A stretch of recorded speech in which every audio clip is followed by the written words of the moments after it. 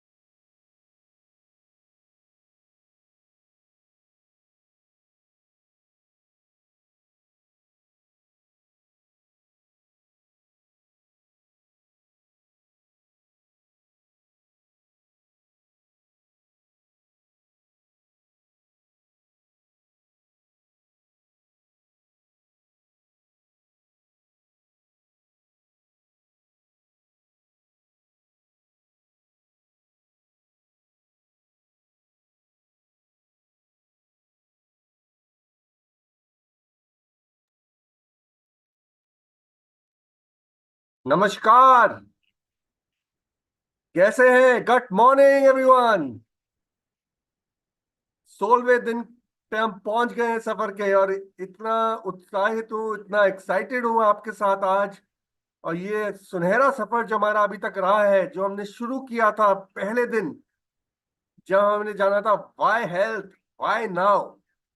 वो अर्जेंसी जो इस देश को 140 करोड़ लोगों को इंतजार है कि वो उनकी जिंदगी में हम कैसे ये मॉर्निंग न्यूट्रिशन को ढालने वाले हैं।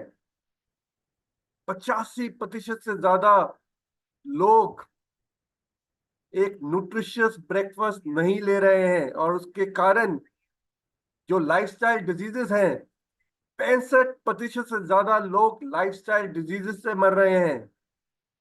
आपका लाइफ स्पैन तो बढ़ रहा है, पर आपका हेल्थ स्पैन नहीं।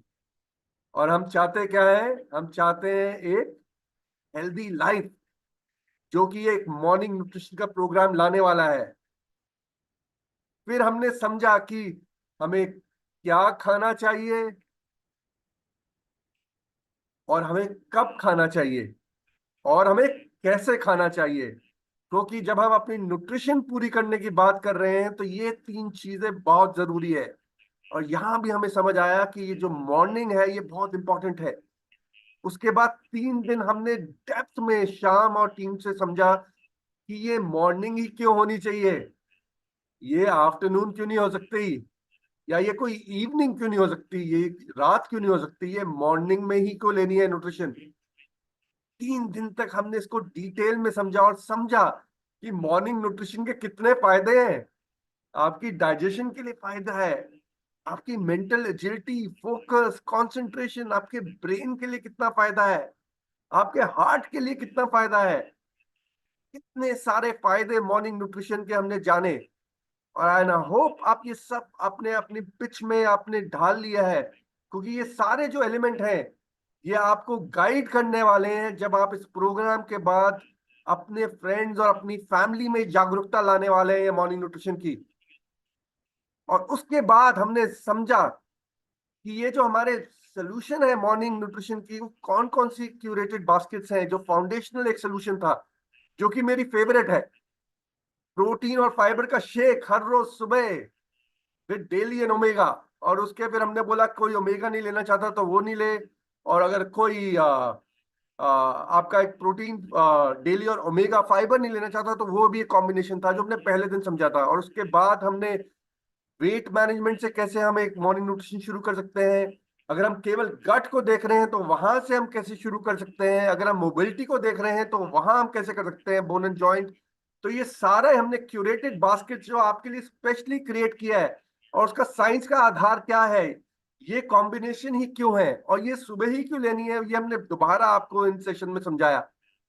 आशा रखता हूं कि आपने इस सारे सेशंस को अटेंड किया, इससे जानकारी ली और इसका आप पूरा का पूरा फायदा उठाने वाले हैं। ये भी आशा रखता हूं कि आप शाइन को जरूर फॉलो कर रहे हैं। और शाइन क्या था, हर रोज सुबह भगवान को थैंक यू बोलना, एक ग्रैटिट्यूड करना कि अब हम और लोगों की जिंदगी को बदलने वाले हैं, और लोगों की जिंदगी में मॉर्निंग न्यूट्रिशन लाने वाले हैं। And have your nutrition. आज आपका शेक आपके साथ है या नहीं है, हर मीटिंग में आपके साथ रहना चाहिए। और 21 दिन के बाद तो हर रोज अपना शेक लेके आपने अपने हर ग्रुप में डालना है, और ये देखना है कि आपके साथ साथ आपकी कम्युनिटी भी वो कर रही है। और उसके बाद अपने इंटेंशन, अपने गोल एक क्लैरिटी के साथ, एक क्लियर माइंड के साथ सेट करना कि आज मैंने कितने जीवन को छूना है, कितने लोगों की ट्रांसफॉर्मेशन लानी है, कितने लोगों के जिंदगी में बदलाव लाना है, कितनों में जागरूकता लानी है मॉर्निंग न्यूट्रिशन की।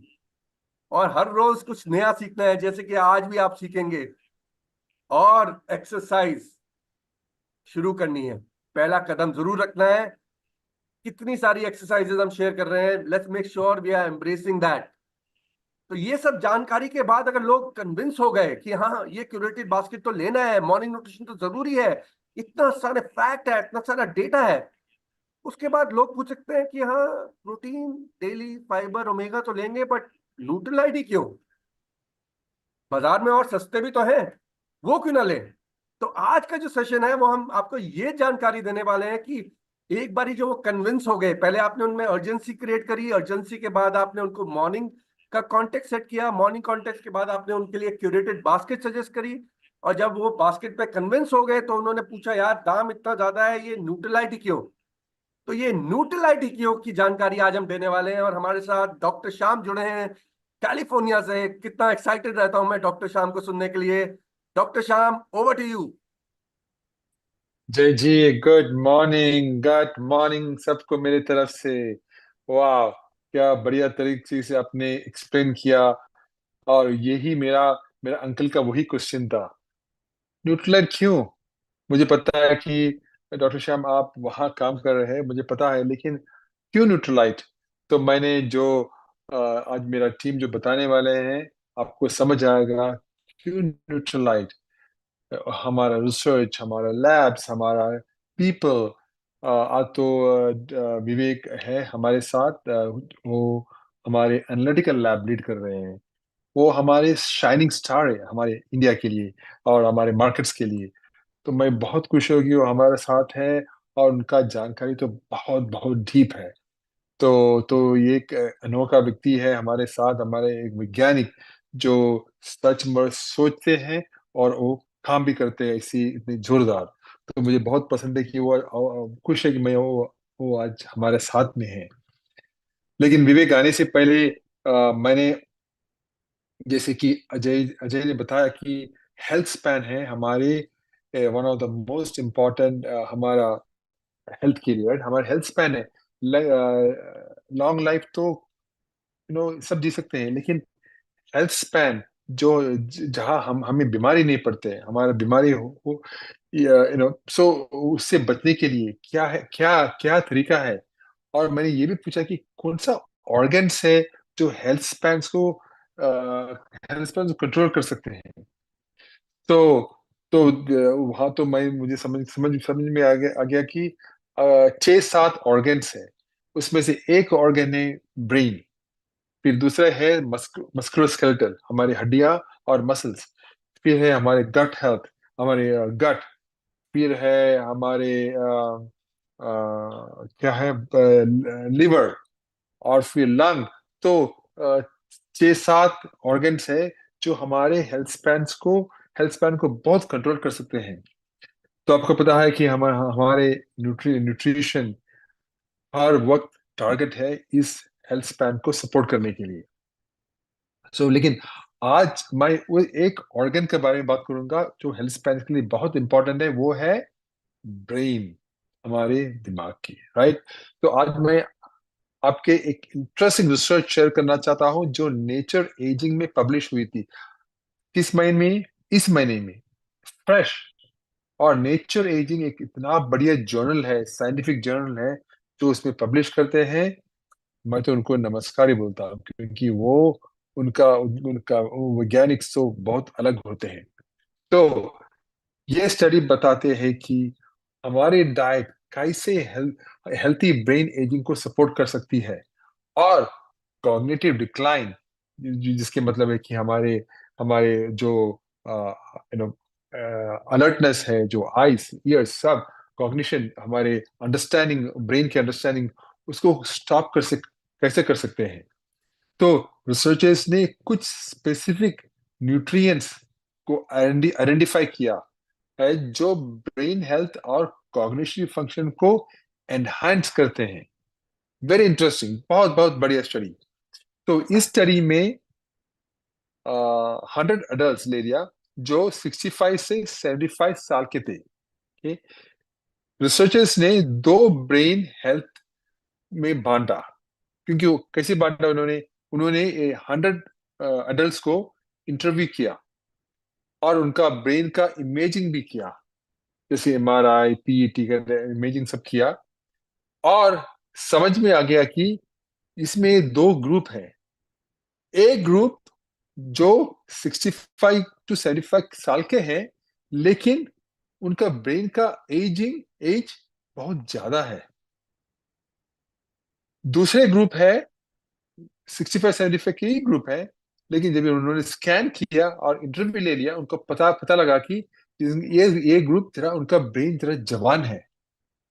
तो उनका क्वेश्चन ये था कि क्यों जवान है इनके ब्रेन, क्या कुछ फैक्टर्स है इनके ब्रेन पे, क्या खाते हैं इन लोग, किन- क्यों इनका इनका दिमाग इतने यंग रहते हैं।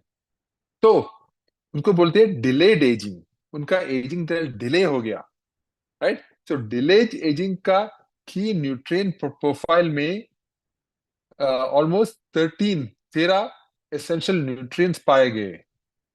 13 एसेंशियल न्यूट्रिएंट्स, उसमें से मैं कुछ बताऊंगा आपको।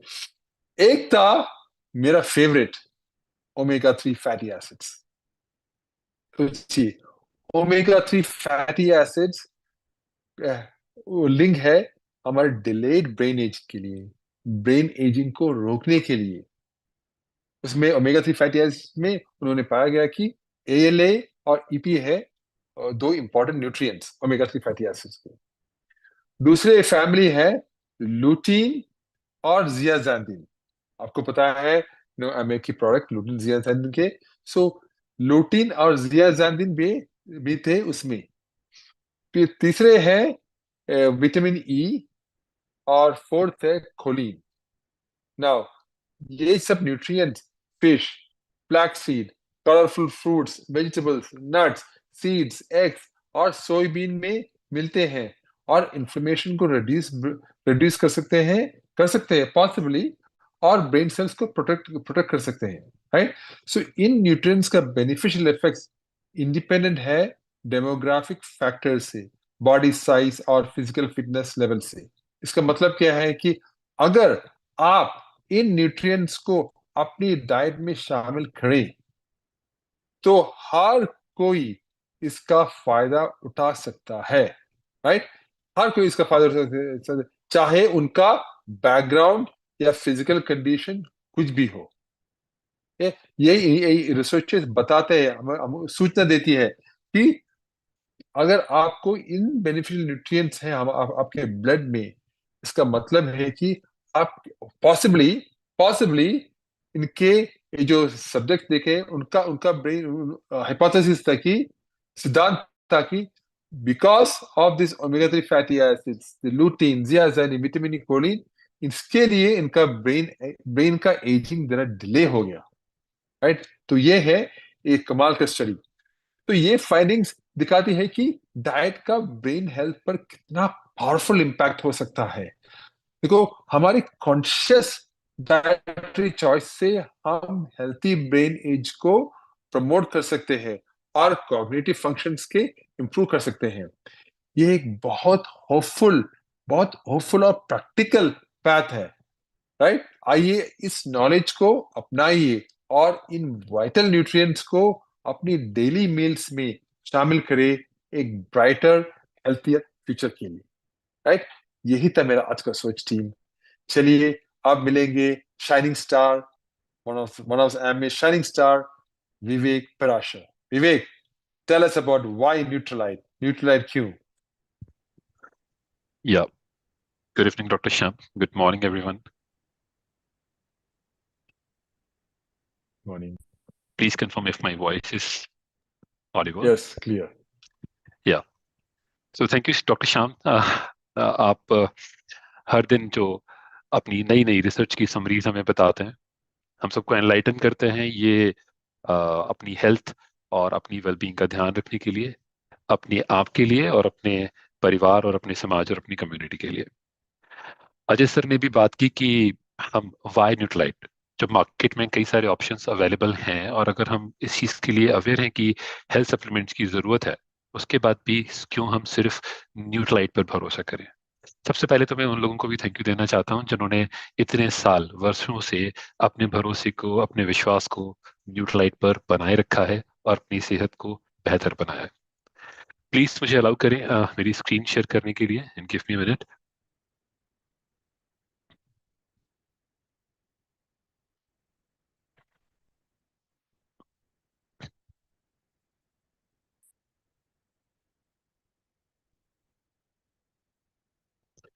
या मोहित मुझे कंफर्म करें अगर मेरी स्क्रीन दिख रही है आपको तो।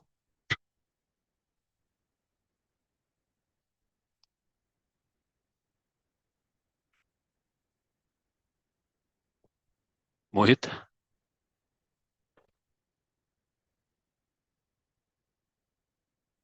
Yes, we can see screen. या हेलो। तो आज का हमारा विषय है वाई न्यूट्रलाइट। पर एक बारी हम न्यूट्रलाइट के बारे में बात करने से पहले कुछ पिछले दिनों को रिवाइज करते हैं। हमने पिछले दिनों में 3 कैटेगरीज पे बात की। सबसे पहली कैटेगरी कि सर्काडियन रिदम क्या होती है, क्रोनोबायोलॉजी क्या होती है, कैसे हमारी दिनचर्या सुबह से शुरू होकर शाम को खत्म होती है और हमारी बॉडी के हार्मोन्स, हमारी बॉडी के ऑर्गन्स, पूरी मेटाबॉलिक रिदम दिन और सन की लाइट और रात के साथ चलती है, स्लो डाउन होती है, फास्ट पेस पे जाती है। सेकेंड कैटेगरी थी जहां पे हमने मैक्रोमोलिक्यूल्स एंड माइक्रोमोलिक्यूल्स जो कि न्यूट्रिशंस कहलाते हैं उनके बारे में बात की। तो मैक्रोमोलिक्यूल्स क्या क्या होते हैं? Fat content, fibre content, protein content, carbohydrates. जो मॉलिक्यूल्स आपको ज्यादा मात्रा में शरीर में चाहिए होते हैं अपनी वेलबींग के लिए, वो कहलाते हैं मैक्रोमोलिक्यूल्स। कुछ ऐसे भी तत्व हैं जो कि कम मात्रा में आपके शरीर को चाहिए होते हैं बट बहुत जरूरी हैं, उन्हें हम बोलते हैं माइक्रोमोलिक्यूल्स। माइक्रोमोलिक्यूल्स में क्या क्या हमने पिछले कुछ दिनों में सीखा? हमने सीखा कि विटामिन क्यों जरूरी हैं, फाइटो कंपाउंड्स क्यों जरूरी हैं, मिनरल्स हमारे शरीर के लिए क्यों जरूरी हैं। थर्ड कैटेगरी जो हमने इसमें बात की वो की हमने स्पेशलिटी सेगमेंट्स के बारे में। नाउ स्पेशलिटी सेगमेंट्स में हमने क्या पढ़ा कि गट हेल्थ क्यों जरूरी है और गट हेल्थ के लिए किस तरह के प्रोडक्ट या किस तरह के न्यूट्रिएंट्स की जरूरत होती है। सेकंड हमने पढ़ा हार्ट के बारे में या बोन्स के बारे में। हमने कई सारी कैटेगरीज के बारे में समझा और ये भी जाना कि क्यों इनका हमारे लिए बेहतर होना जरूरी है और ऐसे कौन से न्यूट्रिएंट्स हैं या वो मैक्रो या माइक्रो वो हमारे शरीर की इन स्पेशलिटी सेगमेंट कैटेगरीज को सपोर्ट करते हैं। आज इन्हीं सबको हम समराइज करते हैं कि वाई न्यूट्रलाइट, हमें न्यूट्रलाइट के प्रोडक्ट्स या न्यूट्रलाइट या न्यूट्रिएंट्स क्यों चाहिए।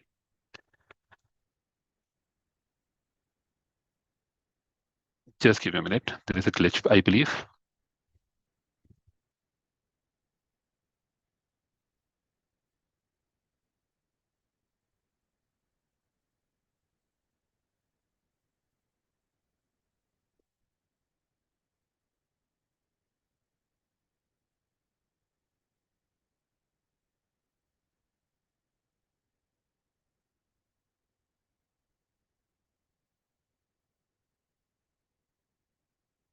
या हियर वी गो। तो कुछ क्विक फैक्ट्स हैं हमारे लिए। जैसे न्यूट्रलाइट पूरे वर्ल्ड का कई सालों से विटामिन एंड डाइटरी सप्लीमेंट्स का नंबर 1 ब्रांड है। न्यूट्रलाइट सिर्फ डाइटरी सप्लीमेंट्स में विटामिन का ही नहीं, प्रोटीन भी दुनिया का सबसे ज्यादा सेलिंग एंड सबसे बेहतरीन क्वालिटी प्रोडक्ट है। दुनिया का सबसे बड़ा प्रोटीन सप्लीमेंट ब्रांड न्यूट्रलाइट है। न्यूट्रलाइट हेल्दी फैट जो हमने समझा ओमेगा सप्लीमेंट्स का भी इस पूरे विश्व का सबसे बड़ा ब्रांड है। न्यूट्रलाइट सिर्फ वर्ल्ड में विटामिन एंड डाइटरी सप्लीमेंट की हम जब बात करते हैं तो कई सारे प्रोडक्ट्स ऐसे होंगे जिनमें केमिकली सिंथेसाइज्ड मैक्रोमोलिक्यूल्स या माइक्रोमोलिक्यूल्स या एक्टिव्स यूज किए जाते हैं। जबकि न्यूट्रलाइट में उनके अपने फॉर्म्स हैं, अपने फॉर्म्स जो कि सर्टिफाइड ऑर्गेनिक फॉर्म्स हैं। वहां से इंग्रेडिएंट्स का सिलेक्शन करते हैं, इनको कल्टीवेट करते हैं, हार्वेस्ट करते हैं, और तब जाकर वो उनके एक्सट्रैक्ट या उनके एक्टिव कंपाउंड्स को अपने प्रोडक्ट्स में यूज करते हैं। इसीलिए वो बनते हैं दुनिया के सबसे बेहतरीन प्रोडक्ट्स, दुनिया का सबसे बेहतरीन ब्रांड। बट क्या यही एक वजह होनी चाहिए मुझे न्यूट्रलाइट प्रोडक्ट कंज्यूम करने के लिए?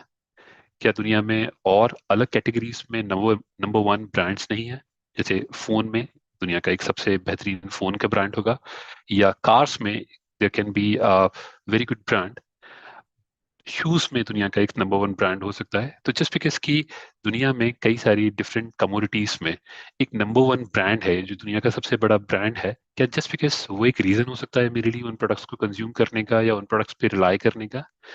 सो इसको समझते हैं और बेहतर साइंटिफिक रिसर्चेस के रिजल्ट्स को एक बार रिव्यू करते हैं। पहला सवाल जो मैं आपसे पूछना चाहता हूं, और आप अपने चैट बॉक्स में मुझे इसके बारे में बताएं, कि क्या आप सभी लोग अपने दिन में बैलेंस्ड डाइट लेते हैं?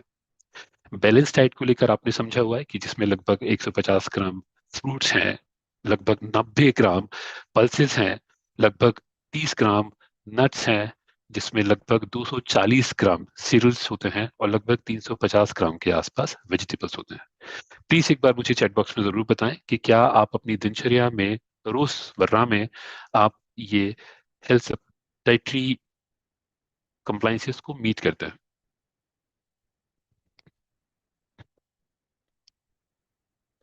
ओके, राधना जी बोलते हैं नो, अनुराधा मैम बोलती हैं नो, वसुधा मैम बोलती हैं नो, ओके, ऋतु शर्मा बोलती हैं नो। लगभग आप में से सभी ने ये बोला है कि आप लोग एक बैलेंस डाइट नहीं लेते। आप में से वो लोग जो बैलेंस डाइट लेते हैं उनके लिए भी हमारे पास कुछ डेटा है जो मैं आपको दिखाना चाहता हूँ। सबसे पहली चीज तो कि जब हम खेतों में किसी फसल को उगाते हैं, उनकी हार्वेस्टिंग करते हैं, उनको वहां से निकालते हैं और गोदाम के थ्रू या मार्केट के थ्रू आप तक पहुंचाते भी हैं, उनमें लगभग लगने वाला जो एक दिन होता है, वो जैसे ग्रीन बीन्स के लिए लगभग 10 से 15 दिन में वो आपके पास तक कंजम्पशन के लिए डिलीवर किए जाते हैं। कैरेट्स में भी लगभग 9 से 10 दिन तक लगते हैं आप तक पहुंचने में। आप जानते हैं कि जिन एप्पल्स की आप बात करते हैं वो इस कंट्री के स्पेसिफिक रीजन्स में पाए जाते हैं, और अगर आप एक कंट्री के दूसरे रीजन्स में रहते हैं तो वहां तक पहुंचने में ये लगभग 10 से 15 दिन का टाइम, या हो सकता है 30 डेज का टाइम भी ले लें। आजकल कोल्ड स्टोरेज में बहुत लंबे वक्त तक फूड ग्रेन्स को और फ्रूट्स एंड वेजिटेबल्स को स्टोर किया जाता है। ये जानना हमारे लिए बहुत जरूरी है कि जैसे ग्रीन बीन्स में लगभग 10 से 15 दिन के बाद उनकी जो न्यूट्रिएंट्स वैल्यूज हैं उनमें लगभग 45% तक की कमी आ जाती है। सिमिलरली अगर आप कॉलीफ्लावर्स या कि गोभी की अगर बात करें तो लगभग 6 से 16 दिन तक अगर उनका स्टोर किया जाए तो उनमें लगभग 25% तक न्यूट्रिएंट्स की कमी आ जाती है। गाजर जो कि हम बहुत इजीली अवेलेबल है, उसमें भी लगभग 9 से 10 दिन में 10% तक के न्यूट्रिएंट्स की कमी आ जाती है। न्यूट्रिएंट्स की कमी आने के कई सारी और भी वजह हैं। दो मेजरली इनकी दो वजह है। पहली वजह है कि सॉइल डिप्लीशन। इस समय जमीन की उर्वरक क्षमता शायद उतनी नहीं है जितनी 50 साल पहले या उतनी 100 साल पहले थी। तो आज जो फ्रेश फ्रूट्स या वेजिटेबल्स भी आपको मिलते हैं, उनकी न्यूट्रिएंट्स क्वालिटी भी पहले के मुकाबले कम हो गई है। दूसरी हमारी कुकिंग प्रोसेसेस। जैसे हम घर पे खाना बनाते हैं तो हम सब्जियों को हाई टेम्परेचर पे बॉईल करते हैं, फ्राई करते हैं, और ये कुकिंग टाइम है कई बार बड़े लंबे वक्त तक के लिए चलता है। लगभग हम आधे आधे घंटे या 15 मिनट तक के लिए उनको पकाते रहते हैं। हीट में हम ये जानते हैं, हमने विटामिन प्रोफाइल के दौरान समझा और पढ़ा भी सही, कि हीट से ज्यादातर विटामिन डिग्रेड हो जाते हैं। उनमें डिग्रेडेशन आता है, मीन्स कि उनकी एक्टिव्स जो हैं वो खत्म हो जाता है। तो अगर आप लंबे वक्त तक प्रोडक्ट को हीट करेंगे तो उनकी न्यूट्रिएंट्स वैल्यूज में कमी आ जाएगी। अगर आप कुकिंग टाइम आपका लंबे वक्त तक है, तो लंबे वक्त तक कुकिंग करने से भी क्या होता है, आपकी जो न्यूट्रिएंट्स हैं वो आपके खाने में खत्म हो जाते हैं। थर्ड थिंग, कई सारे विटामिन ऐसे हैं, जैसे विटामिन सी और बी की हमने बात की, ये वाटर सॉल्युबल होते हैं। तो अगर ये पानी में घुलते हैं, कई बार हम सब्जियां काट कर, फल काट कर पानी में भी रखते हैं, और पानी के अलावा हम इनको अलग अलग तरह से हाइड्रेटेड सिचुएशंस में यूज करते हैं, उस समय भी कई सारे विटामिन जो हैं वो माइग्रेट होकर प्रोडक्ट से वाटर के थ्रू वॉश आउट हो जाते हैं। तो एनीवे, जब हम पहले ही स्टोरेज कंडीशंस में हमने न्यूट्रिएंट्स लॉस कर दिए, फिर हमारे खाने की विधियों के थ्रू हमने न्यूट्रिएंट लॉस कर दिया, तो जो हमें खाने के दौरान जो न्यूट्रिएंट्स मिलते हैं वो डेटा बड़ा ही सरप्राइजिंग है। ये स्टडी, एक एनालिटिकल कम्युनिटी ने जब ये स्टडी की तो उसने पाया कि बने हुए खाने में या पके हुए खाने में जो विटामिन प्रोफाइल्स हैं, लगभग 75%, 75% ऑफ विटामिन खाना बनाने की प्रक्रिया के दौरान खत्म हो गए। मिनरल्स जो कि इन जनरल बहुत स्टेबल माने जाते हैं, जिन पे कि ह्यूमिडिटी का या टेम्परेचर का या ऑक्सीडेशन का बहुत ज्यादा फर्क नहीं पड़ता। ऑक्सीडेशन होता है बट उतना भी फास्ट नहीं। बट खाना बनाने की प्रक्रिया के दौरान ये पाया गया कि लगभग 54% मिनरल्स भी टाइम के साथ खत्म हो गए। कई सारे फाइटो एक्टिव्स जो हैं वो लगभग ना के बराबर रह जाते हैं, जिनमें कि पॉलीफिनॉल्स या फ्लेवोनॉइड्स आते हैं। खाना बनाने की प्रक्रिया में वो लगभग नील हो जाते हैं, जीरो हो जाते हैं। तो अगर आप एक ओवरऑल प्रोफाइल को देखें तो लगभग 50% से ज्यादा न्यूट्रिएंट्स आपने खो दिए होते हैं खाना बनाने की प्रक्रिया के दौरान, जिसमें एक बहुत बड़ा फैक्टर आता है कि ये सॉइल डिप्लीटेड होने की वजह से ये न्यूट्रिएंट्स पहले ही फूड में कम होते हैं। तो अगर 10 से 15% आपने फूड में पहले खो दिए, लगभग 50-55% आपने खाना बनाने की प्रक्रिया के दौरान खो दिए, तो लगभग आपने 60 से 70% न्यूट्रिएंट्स इस पूरी प्रोसेस में खो दिए। तो आपको मिलता है बहुत कम। अब फिर से मैं वही सवाल पूछता हूँ कि वाई न्यूट्रलाइट? क्या अब भी हमें लगता है कि जस्ट बिकॉज की ये एक दुनिया का सबसे बड़ा ब्रांड है, दुनिया के सबसे बेहतरीन प्रोडक्ट बनाता है, इसीलिए मुझे ये प्रोडक्ट लेना चाहिए? या मुझे अब अपने आप से सवाल करना चाहिए कि सच में जो मैं खाता हूँ क्या वो बैलेंस डाइट है? बैलेंस डाइट के अलावा मुझे ये भी जानना होगा कि इवन जो अगर मैं कंसीडर करके चलता हूँ कि ये एक बैलेंस्ड डाइट है, तभी भी जो प्रोसेसेस मैं अप्लाई करता हूँ मेरे खाने बनाने के लिए, क्या वो सच में मुझे इन द एंड जाकर पूरी न्यूट्रिएंट रिच प्रोफाइल देते हैं? अच्छा, एक और सवाल है मेरा आपसे। मैं आपसे न्यूट्राइट के और कंपोनेंट के बारे में बात करूं, उससे पहले आप मुझे ये बताएं कि आप में से कितने लोग हैं जो साल में लगभग एक बार अपने ब्लड प्रोफाइल या अपने हेल्थ का चेकअप कराते हैं। साथ में मुझे ये भी बताएं कि कितने प्रतिशत लोग, आपको लगता है कि लगभग कितने प्रतिशत लोग भारत में ऐसे हैं जो लगभग साल में एक बार अपने ब्लड की प्रोफाइलिंग या अपने कंप्लीट हेल्थ चेकअप कराते हैं? प्लीज, मैं आपके आंसर्स का, रिस्पॉन्सेज का वेट कर रहा हूँ। अपने YouTube कमेंट सेक्शन में जाके मुझे बताइए।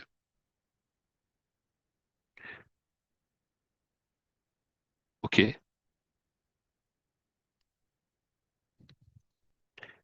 नैन्सी लिखते हैं नो। काफी सारे लोगों की, प्रीति मैम ने लिखा हुआ है कि नो। ओके, शुभ्रांशु लिखते हैं यस। यस, नारद जी लिखते हैं नो।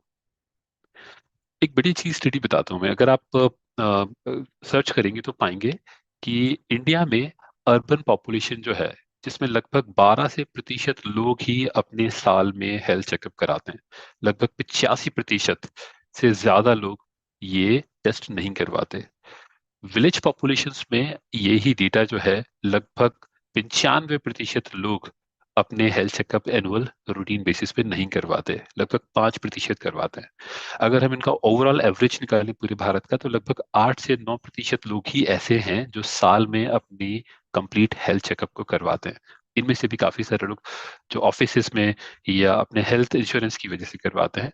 हमारे अंदर वो जील नहीं है। उसकी वजह है कि इवन मैं अपने घर पे भी बात करूं तो मेरी माँ से अगर मैं कहूं कि आपने आपका हेल्थ चेकअप कराते हैं, आपकी एक ब्लड प्रोफाइल कराते हैं, तो उनका सबसे पहला डर रहता है कि एक बार अगर ब्लड चेक कराने गए, हेल्थ चेकअप कराने गए, तो कोई ना कोई खामी, कोई ना कोई कमी डॉक्टर जरूर निकाल देगा। डॉक्टर का काम ही होता है खामियां निकालना, तो वो खामियां निकाल देगा और मैं तो बेहतरीन हूँ। कई बार हमारी सोच की वजह से हम बड़े परेशान होते हैं। हेल्थ की क्रिटिकलिटीज को, हेल्थ में हमारी न्यूट्रिएंट्स प्रोफाइल किस तरह की है, हमारी फैटी एसिड प्रोफाइल कैसी है, हमारा हार्ट कैसे काम करता है, हमारी ब्लड प्रोफाइल कैसी है, इस सब के बारे में जानने का हमें अधिकार भी है और हमारी जिम्मेदारी भी है। और ये हम उम्र के जितने जल्दी इस शुरुआती पड़ावों में ये काम करेंगे, उतना ही हम बेहतर जिंदगी गुजारेंगे। डॉक्टर श्याम ने अपनी बात के दौरान कहा कि जिंदगी जितनी होनी चाहिए उतना ही जरूरी है हमारा हेल्थ स्पैन। अगर हमारा हेल्थ स्पैन ठीक है तो हम ज्यादा बेहतर जिंदगी गुजारते हैं। इसीलिए अब हम और बात करेंगे कि क्यों हेल्थ सप्लीमेंट हमें चाहिए। हम अगर सच में अपने लिए जिम्मेदार हैं तो हमें जानना होगा कि हमारी प्रोफाइल्स हम कराएं। हमारी प्रोफाइल्स में जिन सब्सटेंसेस की कमी निकल के आती है, उनके बारे में हम हेल्थ सप्लीमेंट्स लेनी शुरू करें। अब हम हेल्थ सप्लीमेंट्स में, जैसे अजय सर ने अपनी बातों के दौरान कहा कि मार्केट में कई सारे सस्ते ऑप्शंस अवेलेबल हैं, कई सारे ऐसे ऑप्शंस भी अवेलेबल हैं जो इजी मिल जाएंगे आपको, आप बाहर जाएंगे और जाते से ही आपको मिल जाएंगे। बट फिर हम क्यों न्यूट्रालाइट के बारे में बात करते हैं? क्योंकि न्यूट्रालाइट की जो फिलॉसफी है वो है प्लांट फॉरवर्ड। हमारा न्यूट्रालाइट का पूरा कॉन्सेप्ट 5 फाउंडेशनल पिलर्स पे टिका हुआ है, जिनमें सबसे पहला आता है प्लांट फॉरवर्ड, दूसरा आता है सेफ एंड प्योर, तीसरा आता है इफेक्टिवनेस, फोर्थ आता है बैलेंस्ड प्रोफाइल, एंड फिफ्थ आता है एनवायरमेंटल स्टीवर्डशिप। इन पांचों पिलर्स को हम वन बाय वन समझते हैं। सबसे पहला है प्लांट फॉरवर्ड इनोवेशन। अच्छा, एक चीज हमें समझने की जरूरत है कि हम किसी भी कंपाउंड में, किसी भी फॉर्मुलेशन में 3 तरह के इंग्रेडिएंट हो सकते हैं। सबसे पहला इंग्रेडिएंट हो सकता है जो केमिकली सिंथेसाइज्ड किया गया हो, केमिकल प्रोसेसेस के थ्रू बनाया गया हो। दूसरा हो सकता है एनिमल डेराइव्ड, कि हमने पशुओं से, जैसे पशुओं की चर्बी से हम फैट एक्सट्रैक्ट कर लेते हैं और फिर उस फैट को देना लोगों को शुरू कर देते हैं। तीसरा होता है जहां हमने नेचुरल प्रोडक्ट्स को यूज करना शुरू किया, एग्रीकल्चरल प्रोडक्ट्स को, हर्बल प्रोडक्ट्स को यूज करना शुरू किया। तीनों कैटेगरीज में से कौन कौन सी तीनों category? Chemically synthesised, animal derived and plant originated. इन तीनों कैटेगरीज में साइंस ने प्रूव किया है कि natural sources, plant origin, agricultural sources से मिलने वाले तत्व ज्यादा बेहतर होते हैं। आपकी बॉडी में उनकी बायो अवेलेबिलिटी ठीक होती है, उनके उनके साइड इफेक्ट्स कम होते हैं। आप इसे सभी लोग, चाहे स्पाइसेस के नाम पर, या आप घर पे आने वाली फूल फल सब्जियां, ये आप बचपन से अब तक कंज्यूम करते चले आ रहे हैं और आपने पाया कि इनके साइड इफेक्ट्स तो एटलीस्ट नहीं होते आपको, तो ये ज्यादा बेहतर प्रोडक्ट माने जाते हैं। इसीलिए हम हमारे रिसर्च के दौरान ये इंश्योर करते हैं कि हमारे सारे बॉटनिकल फाइटोन्यूट्रिएंट रिच हों। हम उनकी कल्टीवेशन, उनकी प्रोसेसिंग इस तरह से करते हैं कि उनके नेचुरल इंग्रेडिएंट्स प्रिजर्व्ड रहें, खत्म ना हो। और इस तरह से हम इंश्योर करते हैं कि आप तक पहुंचे दुनिया के सबसे बेहतरीन प्रोडक्ट। जब हम बात करते हैं सेफ्टी की, तो सेफ्टी में बेसिकली 3 तरह की फिलोसफीज या 3 तरह के कॉन्सेप्ट होते हैं। सबसे पहला ग्रीन या क्लीन प्रोसेसेस। जैसे हमने अगर किसी एक्टिव कंपाउंड का एक्सट्रैक्शंस करना है, पर से हमने हल्दी में से करक्यूमिन निकालना है या अश्वगंधा में से हमने विथनोलाइट कंटेंट निकालना है, क्योंकि इनके एक्टिव्स जो होते हैं वही आपकी बॉडी में बेहतर रिजल्ट्स या एफिकेसी प्रोवाइड कराते हैं। उनको निकालने के लिए कई लोग होंगे जो शायद हार्मफुल केमिकल्स का इस्तेमाल करते होंगे, जिनमें मिथेनॉल हो सकता है, एसीटोन हो सकता है, एसीटोनाइट्राइल हो सकता है। हम एमवे में ये इंश्योर करते हैं कि हमारी प्रोसेसेस ग्रीन प्रोसेसेस रहें। ग्रीन प्रोसेसेस में क्या होता है? हम सिर्फ हाइड्रो अल्कोहलिक सब्सटेंसेस ही यूज करते हैं जो कि परमिटेड हैं, जिनमें अल्कोहल आता है और पानी आता है। अल्कोहल को भी हम रॉबस्ट टेस्टिंग के थ्रू ये इंश्योर करते हैं कि उसके रेसिड्यूज प्रोडक्ट्स में ना रहें। रॉबस्ट टेस्टिंग में जब हम बात करते हैं तो लगभग 200 से ज्यादा टेस्ट पैरामीटर्स पर एक प्रोडक्ट का इवैल्यूएशन किया जाता है। ये चेक किया जाता है कि प्रोडक्ट सच में बेहतर है, इसमें कोई भी कंटामिनेंट्स तो नहीं। कौन कौन से कंटामिनेंट्स होते हैं? अफ्लाटॉक्सिन्स हो सकते हैं, माइकोटॉक्सिन्स हो सकते हैं, पेस्टिसाइड्स हो सकते हैं, एंटीबायोटिक्स हो सकते हैं, नॉट्स हो सकते हैं। तो ये लगभग 200 टेस्ट पैरामीटर कंडक्ट करने के बाद हम ये इंश्योर करते हैं कि आपके प्रोडक्ट्स सारे कंटामिनेंट से फ्री हैं। अगला पॉइंट है, या अगला पिलर है इफेक्टिवनेस। कोई भी प्रोडक्ट की एफिकेसी स्टैब्लिश कब की जा सकती है? जब वो प्योर हो। किसी भी इम्प्योर प्रोडक्ट में या किसी भी नॉन पोटेंट प्रोडक्ट में जिसकी अपनी पोटेंसी कम है, उससे आप इफेक्टिवनेस प्राप्त नहीं कर सकते। आपको बहुत जरूरी है कि आप सेफ एंड प्योर प्रोडक्ट का कंजम्पशन करें। तो हमें क्या करना होता है, हम ऐसे इंग्रेडिएंट्स का यूज करते हैं जिनकी एफिकेसी प्रूवन है। जैसे अश्वगंधा की एफिकेसी प्रूवन है, साइंटिफिक डॉक्यूमेंट्स उसको सपोर्ट करते हैं, so we use that kind of product line. हम हल्दी की बात करते हैं, हम तुलसी की बात करते हैं, हम इवन हमारे विटामिन प्रोफाइल्स पर से हम कैल्शियम की बात करते हैं, सारे हमारे प्लांट सोर्स से ओरिजिनेट होते हैं और इनकी एफिकेसीज प्रूवन है। एक वर्ड होता है स्टैंडर्डाइजेशन पर से। आप इस बार घर पे भी गर्मियों के सीजन है, तरबूज वाटरमेलन खाते होंगे। कई बार आप वाटरमेलन को कटवा कर देखते हैं कि वो लाल है, मीठा है, ठीक है। कई बार आप वो नहीं भी करते। हर बार जो तरबूज आप घर पे लेके आते हैं उसकी क्वालिटी अलग हो सकती है, उसकी मिठास अलग हो सकती है, उसका टेस्ट थोड़ा सा वेरी कर सकता है। आपको कई बार अच्छा लगेगा, कई बार नहीं। स्टैंडर्डाइजेशन का फायदा ये होता है कि ये जो वेरिएशन, जो आप हर बार जब एक नए प्रोडक्ट को खरीदते हैं बाजार से, तो उसमें आने वाले वेरिएशंस को रिमूव करना। अगर मैं कहता हूँ कि अश्वगंधा, तो अश्वगंधा में एक्टिव पाया जाता है विथेनोलाइट कंटेंट। अगर मैंने मेरी प्रोडक्ट्स का स्टैंडर्डाइजेशन विथेनोलाइट कंटेंट पे किया है, तो हम ये इंश्योर करते हैं कि साल में किसी भी सीजन में अश्वगंधा की क्रॉप को हार्नेस किया जाए। इंडिया के या दुनिया के किसी भी रीजन से जब हम अश्वगंधा की रूट या उसके एक्सट्रैक्ट को लेकर आए, उसमें पाया जाने वाला विथेनोलाइट कंटेंट सेम हो, उसका कॉन्सेंट्रेशन वेरी ना करे, उसके सेफ्टी एस्पेक्ट्स बरकरार रखें। इस पूरी प्रोसेस को कहते हैं हम स्टैंडर्डाइजेशन। और इसको हम कैसे करते हैं, साइंटिफिकली वैलिडेटेड डोजेस बनाकर भी। जैसे हमें पता होता है कि हम किसी कंपाउंड का कितना कॉन्सेंट्रेशन लें, पर से हम हमारे क्लेम्स में बात करते हैं कि अगर आप एक तुलसी की टैबलेट में, तुलसी में पाया जाने वाला उर्सोलिक एसिड, अगर आप उर्सोलिक एसिड को कंज्यूम करना चाहते हैं हेल्थ बेनिफिट के लिए, तो लगभग आपको 4 mg के आसपास उसे पर डे कंज्यूम करना पड़ता है। और उर्सोलिक एसिड की क्वांटिटी जितनी पाई जाती है तुलसी में, अगर उसके हिसाब से कैलकुलेट करें, तो लगभग आपको 100 तुलसी की पत्तियों की जरूरत होगी उतने हेल्थ बेनिफिट्स पाने के लिए। तो जब हम प्रोडक्ट स्टैंडर्डाइज करते हैं, ये इंश्योर करते हैं कि इसके डोजेस इफेक्टिव हों, शरीर में जाकर ये आपको वो फायदे, वो बेनिफिट्स पहुंचाएं। फोर्थ पिलर है बैलेंस प्रोफाइल। इसका बड़ा रोल है एक्चुअली। जैसे दुनिया की हर एक कंट्री में वहाँ की कंप्लाइंस होती हैं। कंप्लाइंस यूजुअली वहाँ की रेगुलेटरी बॉडी डिफाइन करती है। इंडिया में फूड या हेल्थ सप्लीमेंट को रेगुलेट करता है एफएसएसआई। एफएसएसआई ने आईसीएमआर के साथ मिलके जो आरडीए है, हमारे रिकमेंडेड डेली अलाउंसेस, कि हमें लगभग कितना माइक्रोन्यूट्रिएंट्स या कितना मैक्रोन्यूट्रिएंट्स, कितने न्यूट्रिशन हमें चाहिए दिन में, उनकी एक लिस्ट निकल के आती है। तो हम ये इंश्योर करते हैं कि हमारे हर प्रोडक्ट्स में एक्टिव्स जो हैं वो आरडीए रिक्वायरमेंट को मीट करते हो। सेकेंड वन थिंग, कई बार प्रोडक्ट्स को लंबे वक्त तक प्रिजर्व करने के लिए, उसकी एफिकेसी बनाए रखने के लिए लोग आर्टिफिशियल, या उसकी सुंदरता और टेस्ट को बढ़ाए रखने के लिए लोग artificial flavours, artificial colours, artificial sweeteners and preservatives add करते हैं। जबकि न्यूट्रलाइट प्रोडक्ट क्राइटेरिया में हम ये इंश्योर करते हैं कि ये यूज ना किए जाएं। हमारे हर एक प्रोडक्ट फ्री होते हैं artificial colours, flavours, sweeteners and preservative से।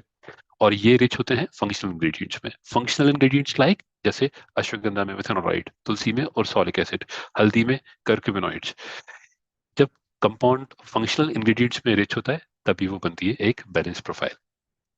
फिफ्थ एंड लास्ट इसका फाउंडेशनल पिलर है एनवायरमेंटल स्टीवर्डशिप। अच्छा, इस एनवायरमेंटल स्टीवर्डशिप में रीजनरेटिव एग्रीकल्चर का बड़ा रोल है। रीजनरेटिव एग्रीकल्चरल मतलब आप उसे रीजनरेट कर सकें। आपने एक बार कोई क्रॉप कल्टीवेट की, आपने वो कहावत सुनी होगी कि मुर्गी के रोज से अंडे ले लो, या एक बार मुर्गी को काट के हलाल कर लो। सो यहाँ पे जरूरी किया जाता है कि उस मुर्गी की हेल्थ का भी ध्यान रखा जाए। क्यों?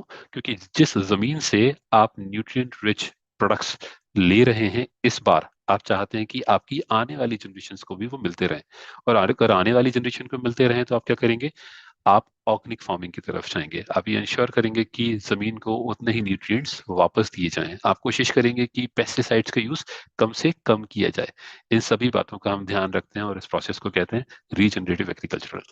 हम साथ में ये भी ध्यान रखते हैं कि हमारी पैकेजिंग सस्टेनेबल हो। पैकेजिंग अगर रिसाइकिल की जा सकती है तो वो की जाए। जितना पैकेजिंग कंपोनेंट हम बनाते हैं, हम जनरेट करते हैं एक साल में, हम उतना ही पैकेजिंग मटेरियल इस कंट्री से वापस भी लेते हैं रिप्रोसेस करने के लिए। हम पीसीआरस पे काम करते हैं, which is post consumer recycled product. लगभग 30 से 50% component of plastic, specially for beauty personal care product lines, ऐसे हों जो कि रिसाइकल्ड हो।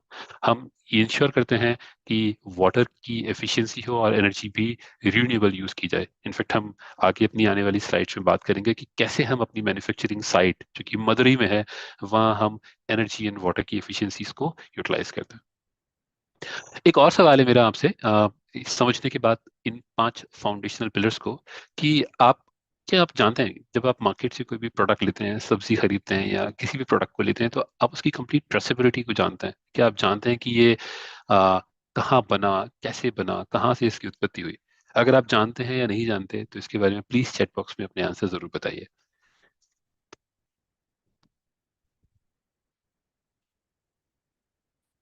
Okay, I am waiting for the responses.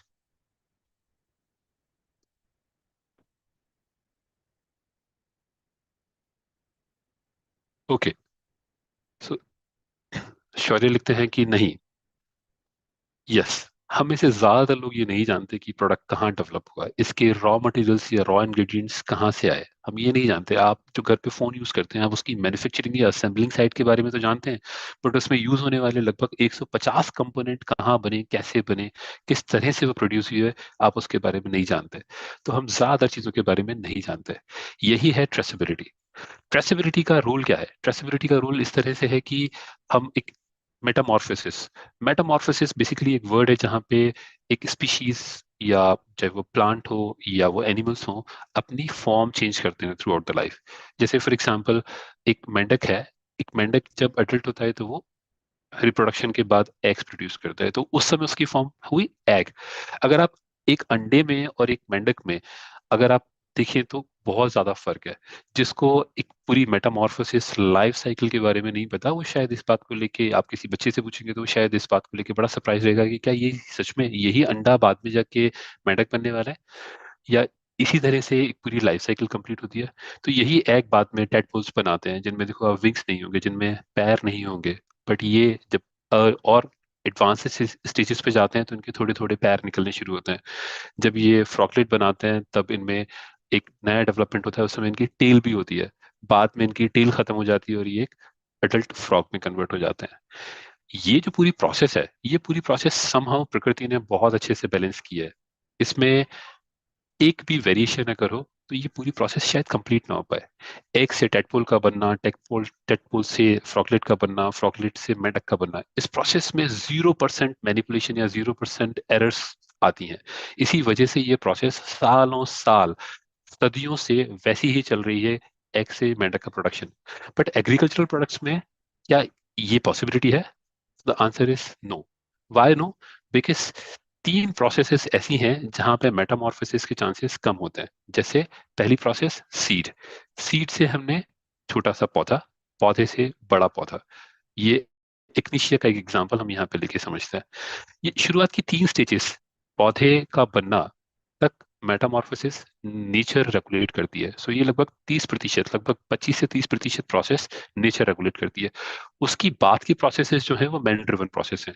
जैसे इग्निशिया से उसकी रूट्स को निकालना, उनकी रूट्स को फाइन पाउडर में कन्वर्ट करना, अगर उसमें से एसेंशियल ऑयल्स निकालने तो एसेंशियल ऑयल्स का सेपरेशन, उसमें से पाउडर बनाना, इन पाउडर से फिर टैबलेट बनाना, ये सारे प्रोसेसेस मैन मेड प्रोसेसेस हैं जिनमें ह्यूमन इंटरवेंशंस हैं। लोग मशीनरीज के थ्रू करते हैं। क्या यहाँ पे गड़बड़ हो सकती है? Yes, man made errors, equipment made errors हो सकती हैं, और अगर किसी भी स्टेज पर अगर कोई एरर होती है तो हमारी पूरी प्रोसेसेस खराब हो जाती है। It's like just boom, it's blast. ये जो प्रोसेसेस हैं, इन प्रोसेस का स्ट्रिंजेंट होना, इन प्रोसेसेस का बिल्कुल रेगुलेशंस के मुताबिक फॉलो होना बहुत जरूरी है, अदरवाइज आप कभी भी प्रोडक्ट्स को बना नहीं पाएंगे। यही बातों का ध्यान हम रखते हैं हमारी न्यूट्रलाइट क्राइटेरियाज में। न्यूट्रलाइट क्राइटेरियाज में हम ये इंश्योर करते हैं हर एक स्टेजेस पर क्वालिटी चेक लगाकर। क्वालिटी चेक्स क्या होते हैं? पर से यहाँ पे अगर मैं इग्निशिया से रूट्स लूँ तो मेरे पास रूट्स के स्टैंडर्डाइजेशन होंगे कि रूट्स की क्वालिटी किस तरह की होनी चाहिए, ये कंटामिनेंट्स फ्री होने चाहिए, इनमें पार्टिकुलेट मैटर तो नहीं है, इनका पाउडर है तो पाउडर का साइज क्या होना चाहिए, इसमें कंटामिनेशन तो नहीं है, ऑयल कैसा होना चाहिए, ऑयल के एक्टिव कैसे होने चाहिए, उन सभी का स्टैंडर्डाइजेशन और उन सभी का क्वांटिफिकेशन हम हर स्टेज पे करते हैं, और इसी तरह से हम इंश्योर करते हैं प्रोडक्ट की कंप्लीट ट्रेसेबिलिटी। एक और एग्जांपल बताता हूँ मैं आपको अश्वगंधा का। अश्वगंधा के बारे में कहा जाता है कि अश्वगंधा अगर किसी ट्रॉपिकल रीजन से, जहाँ पे गर्मियाँ ज्यादा हो और पानी कम हो, वहां से निकाला जाए तो बहुत अच्छा होता है। क्योंकि अश्वगंधा की रूट्स गहराई तक पानी की खोज में जाती हैं, और जब वो नीचे पानी की खोज में जाती हैं तो वो कंडेंस होती जाती हैं, क्योंकि उनमें पानी कम होता है तो वो डेंस होती जाती हैं, उनका कॉन्सेंट्रेशन बढ़ता जाता है। जैसे जैसे उनका कॉन्सेंट्रेशन बढ़ता जाता है, अश्वगंधा में पाया जाने वाला एक एक्टिव विथेनोलाइट कंटेंट का कॉन्सेंट्रेशन भी बढ़ता जाता है, और इन अश्वगंधा की एफिकेसी ज्यादा होती है। पॉसिबिलिटीज क्या है कि आप अश्वगंधा का पूरा प्लांट लें, सुखाएं और उसको पीस के पाउडर बना दें, या सिर्फ अश्वगंधा की रूट को लें और उनसे ही आप एक पाउडर या उनसे ही एक्सट्रैक्ट बना के प्रोडक्ट बनाएं। एक और भी है जहाँ पे आप पत्तियां और बाकी और प्लांट्स, फ्रूट्स, सभी लोग सभी चीजें यूज कर सकते हैं। इन तीनों में अगर हम देखें तो सबसे ज्यादा अश्वगंधा की एफिकेसी, सबसे ज्यादा प्योरिटी कहाँ निकल के आएगी?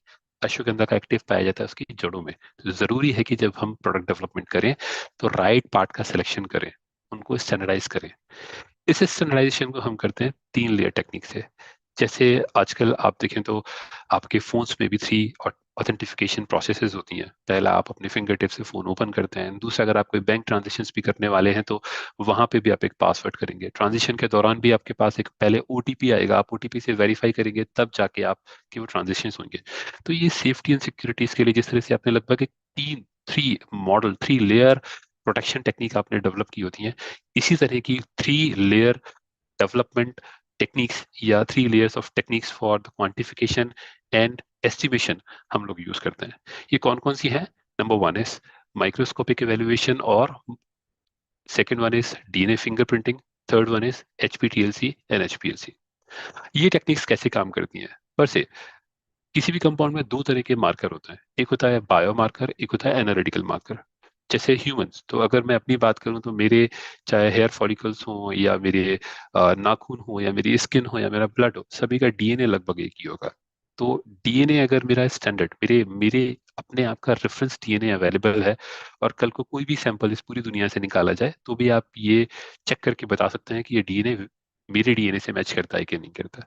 डीएनए फिंगरप्रिंटिंग इसी तरह से दुनिया की हर स्पीशीज का एक डीएनए फिंगरप्रिंटिंग होता है, जो उसके बायोलॉजिकल एक्टिव्स पे डिपेंड करता है। तो हम ये इंश्योर करते हैं कि डीएनए फिंगरप्रिंटिंग की जाए। Second one thing, DNA fingerprinting में भी अगर मैं अपने आप की बात करूं तो मेरा डीएनए तो मैच करेगा, बट आप ये कभी नहीं बता पाओगे कि ये डीएनए आपने मेरी स्किन से लिया था या ब्लड से लिया था या नेल्स से लिया था या हेयर से लिया था। ये जानने के लिए जरूरी है कि हम माइक्रोस्कोपिक इवेल्युएशंस भी करें। माइक्रोस्कोप में अगर आप मेरे हेयर फॉलिकल को या स्किन फॉलिकल को रखोगे तो आप समझ जाओगे कि ये किस पार्ट से लिया गया है। ऐसे ही माइक्रोस्कोपिक प्रोफाइलिंग्स हमें किसी भी प्लांट के या किसी भी एग्रीकल्चरल प्रोडक्ट के बारे में ये बताता है कि कौन सा पार्ट हमने यूज किया है। थर्ड, और जो कि सबसे क्रिटिकल और सबसे एडवांस टेक्निक है, वो है HPTLC and HPLC fingerprinting, which is called as high pressure liquid chromatography and high pressure thin layer chromatography. ये बहुत एडवांस इक्विपमेंट हैं जो सीएफआर कंप्लाइंट होते हैं। CFR is code of federal regulations, जहाँ पे कंप्लीट ऑडिट ट्रेल भी manage की जाती है। ये इक्विपमेंट टेस्टिंग के दौरान हमें बताते हैं कॉन्सेंट्रेशन ऑफ एक्टिव पर से। अगेन, मैं दोबारा से अश्वगंधा का एग्जांपल लेना चाहूंगा जिसमें हमने बात की विथेनोलाइट कंटेंट की। तो विथेनोलाइट कंटेंट को जब हम टेस्ट करेंगे एचपीएलसी पे, एचपीटीएलसी पे, तो इसमें जितनी भी इम्प्यूरिटीज होंगी, सारी इम्प्यूरिटीज को ये सेपरेट आउट करके बताएगा कि आपका कंपाउंड कितना प्योर है, इसका कितनी पोटेंसी है। तो ये 3 layer of quantification, 3 layer of identification हम लोग यूज करते हैं हमारे हर एक प्रोडक्ट को स्टैंडर्डाइज करने के लिए।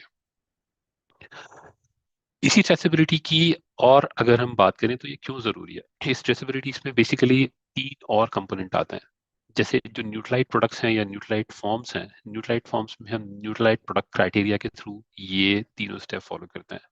बट हम हमारे फॉर्म्स के अलावा पर से कई सारे हर्बल इंग्रेडिएंट्स, कई सारे बॉटनिकल्स ऐसे होंगे जो शायद यूएस में या ब्राजील में पाए जाने हमारे हमारे फॉर्म्स में नहीं होते होंगे। इसलिए नहीं कि वो हो नहीं सकते, इसलिए क्योंकि उनकी बेहतरीन क्वालिटी हो सकता है दुनिया के किसी और देश में हो। जैसे हम बात करते हैं कि संतरे नागपुर में बेहतर होते हैं, एप्पल शिमला में बेहतर होते हैं। तो ये जानना बहुत जरूरी है कि दुनिया के किस ज्योग्राफी में कोई कंपाउंड बेहतर ग्रो करेगा। और इसी आइडेंटिफिकेशन के साथ हमने पाया कि हमें कई सारे और भी बाकी फॉर्म्स के साथ या अच्छे किसानों के साथ कोलैबोरेट करना होगा, जिसे हम न्यूट्रीसर्ट के थ्रू करते हैं। न्यूट्रीसर्ट हमारी एक सर्टिफिकेशन प्रोग्राम है जिसके बारे में हम अगली स्लाइड्स में बात करेंगे। बट हम इंश्योर करते हैं कि हमारे कोलैबोरेशन फॉर्म्स में भी, हमारे थर्ड पार्टी फॉर्म्स में भी, जहां से हम इंग्रेडिएंट्स अगर खरीदते हैं कोई, वहां पे न्यूट्रीसर्ट ऑडिट्स किए जाएं, उनकी हर एक स्टेप की डॉक्यूमेंटेशन के थ्रू ट्रेसेबिलिटी रखी जाए। इसके लिए हमारे यहाँ एक डेडिकेटेड फंक्शन है जिसको हम ASQP बोलते हैं, सप्लायर क्वालिफिकेशन प्रोग्राम। हम हमारे हर एक सप्लायर की साइट का ऑडिट करके, उनकी प्रोसेसेस को ऑडिट करके, उनकी मैन्युफैक्चरिंग साइट का ऑडिट करके ये इंश्योर करते हैं कि सारी प्रोसेसेस फॉलो की गई हैं। पहले प्रोसेसेस ट्रांसफर करना जो स्टैंडर्डाइज या डेवलप्ड प्रोसेस है, बाद में उन प्रोसेस का इम्प्लीमेंटेशन एंड कंटिन्यूस फॉलो।